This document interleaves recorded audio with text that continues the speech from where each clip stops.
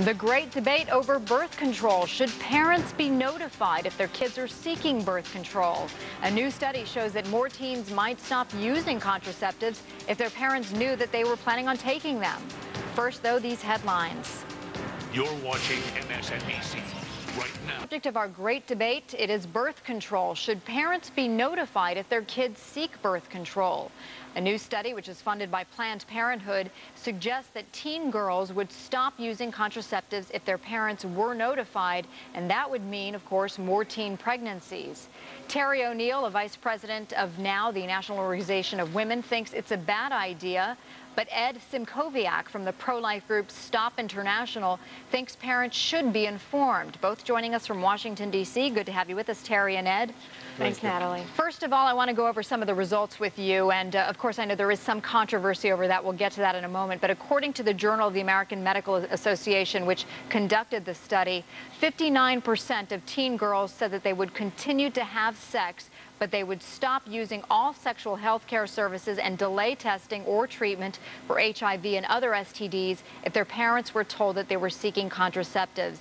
Ed, given that statistic, 59%, that number, which I again know that you disagree with the accuracy of that, but do you think you say that parents should know, and they do have a right to know, but isn't it important that teens also have that decision for themselves or make that decision for themselves?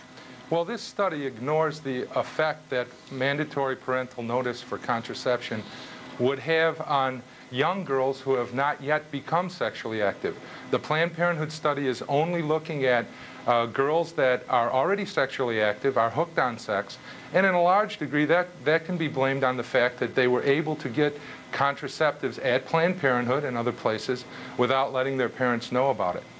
Terry, what do you say to Ed's arguments? Shouldn't we be encouraging teens to be talking to their parents about having sex? Well, sure, we do want to encourage teens to talk to their parents. In fact, most parents do talk to their most teens do talk to their parents about sex. What we don't want to do is put teens at risk. And it's clear that the kind of legislation that Mr. Szymkowiak is pushing would put teens at risk.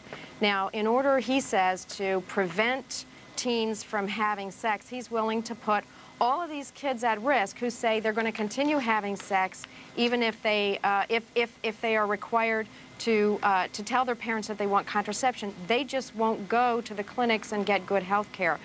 I think that that's a terrible way to do something that, of course, we agree with Mr. Szymkowiak. We want parents to be able to talk to their kids, but let's not use terror and brutality to get that result. Let's use our heads a little bit better and find better ways to communicate with our teens. Ed, your response? Well, in 1997 in McHenry County, Illinois, there was a 37-year-old teacher that was repeatedly raping a 12, 13-year-old girl. And the outcome of that situation was that McHenry County voted to discontinue Title X, which is a federally funded program that said that you could not notify the parents.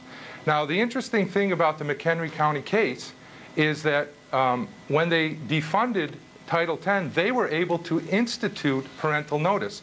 And the statistics from McHenry County show quite clearly that the results of this JAMA study should be questioned by everyone. It shows that prior to the parental notice, there was an increasing number of teen births to those girls under 17, precisely those girls who would be affected by parental notice laws.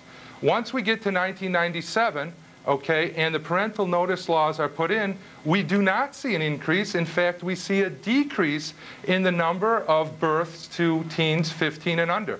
In the meantime, in McHenry County, we see that the older girls, the 18 and 19-year-old girls who would be unaffected by parental notice, are still increasing in the number of births that they have. So the hard data does not support this study in JAMA. It's based upon survey data from teenage girls, and what they say they do and what they actually will do are two different things. Well, in fact, that's Terry, actually not true. Let me just correct something that the gentleman said. In fact, nationwide, teen pregnancy rates are dropping. They have been dropping for the past 10 years nationwide. The latest statistics that came out for this year suggest that 75% 25% of the drop this year in teen pregnancy rates is the result of increased contraception availability to teens. About 25% of it is the result of teens deciding not to become sexually active.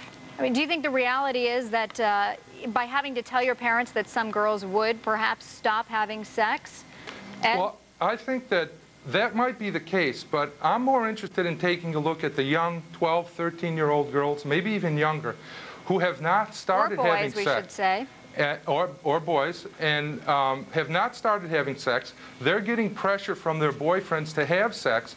It's so easy for them now, for the boyfriends to say, look, you can get contraception at Planned Parenthood, and they won't even tell your parents. I'm going to have to jump in. That's going to have to be the last word. We are out of time on this great debate. Thanks so much, Terry O'Neill and Ed Szymkowiak.